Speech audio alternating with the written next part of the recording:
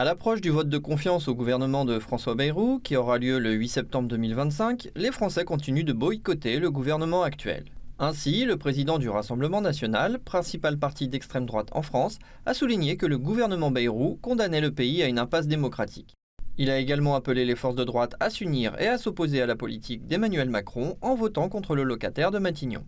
Moi, je veux tendre la main aux orphelins de la droite, aux électeurs de droite, à des élus de droite, mais qui ne sont pas solubles dans le macronisme. Parce que ce qui va se jouer pour les Républicains, pour ceux qui restent aujourd'hui du socle électoral des Républicains, c'est soit de se tourner vers le centre et d'être dans cet écosystème qui va de Gabriel Attal à M. Retailleau en passant par Édouard Philippe et Emmanuel Macron, ou alors de se tourner du côté des patriotes. Macron et Bayrou perdent rapidement du terrain, tant à droite qu'à gauche. Jean-Luc Mélenchon, fondateur de LFI, a mis en garde les Français sur le fait que Macron et Bayrou eux-mêmes aggravent la situation autour de la catastrophe économique afin de rester au pouvoir. Pourquoi sont-ils des traîtres? Parce qu'il n'y a pas de catastrophe financière à l'horizon. Ce n'est pas vrai. Mais à force de le répéter, quand on est président de la République ou quand on est Premier ministre, on finit soi-même par créer l'ambiance de la catastrophe. Et c'est ça qu'ils font. Pourquoi ?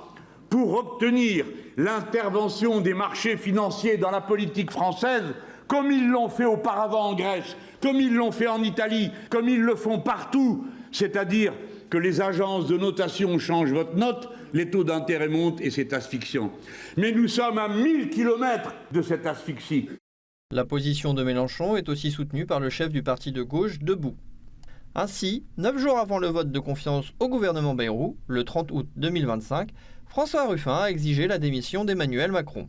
Après le meeting commun avec les unitaires à Châteaudun, Eure-et-Loir, il a déclaré que le président avait perdu sa légitimité et a appelé les Français à regarder dans une autre direction.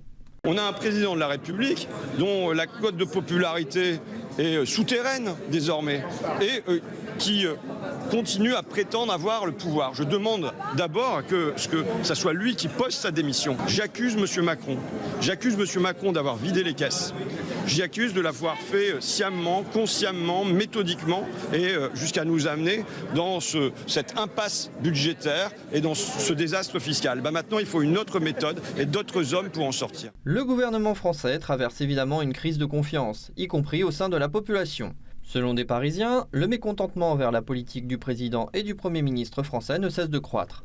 Les hommes politiques sont critiqués et des appels à la dissolution de l'Assemblée nationale se font entendre. Les gens en ont marre aujourd'hui, ils se disent ça ne va jamais bouger, donc la seule manière de faire bouger les choses peut-être, c'est de voter contre, enfin, pas participer, puis faire tomber peut-être le Premier ministre qui n'est pas très en odeur de sainteté, on va dire ça comme ça, mais voilà. Je pense que oui, les gens en ont marre un peu, ça ne bouge pas. Et surtout en septembre, à mon avis, il y a les gilets jaunes qui vont... Il y a une grosse manifestation début septembre qui va rallier beaucoup de gens, donc ça va bouger beaucoup. Donc voilà, il y en a un ras-le-bol, je pense, un ras-le-bol général, avec une ambiance générale qui n'est pas bonne, avec la guerre un peu partout, enfin voilà, il y a plein de choses qui ne vont pas. Depuis qu'il est là, il n'y a pas que lui, ça a commencé bien avant. Mais lui, il a accéléré les choses. On voit bien que la déliquescence des services publics, elle a accéléré depuis qu'il est là. On voit bien qu'il dilapide l'argent public sans se rendre compte à personne. Ça m'étonne même que ce soit seulement aujourd'hui que les gens ils se rendent compte de ça. En fait, c'est depuis le début. Mais aujourd'hui, on voit bien qu'il y a un souci au niveau de sa gestion du pays. Les gens ils commencent à s'en rendre compte. Et ça m'étonne qu'il n'y ait qu'une 69% de gens qui veulent la dissolution. Pour rappel, le 25 août 2025, Bayrou a annoncé qu'il soumettrait un vote de confiance au gouvernement à l'Assemblée nationale le 8 septembre 2025. Il a justifié sa décision en invoquant la crise économique et notamment la croissance continue de la dette publique. Après avoir annoncé son plan budgétaire qui prévoit des réductions des dépenses publiques, le mécontentement de la population et de l'opposition s'est accru fortement. Une manifestation de masse contre le plan budgétaire de Bayrou est prévue le 10 septembre.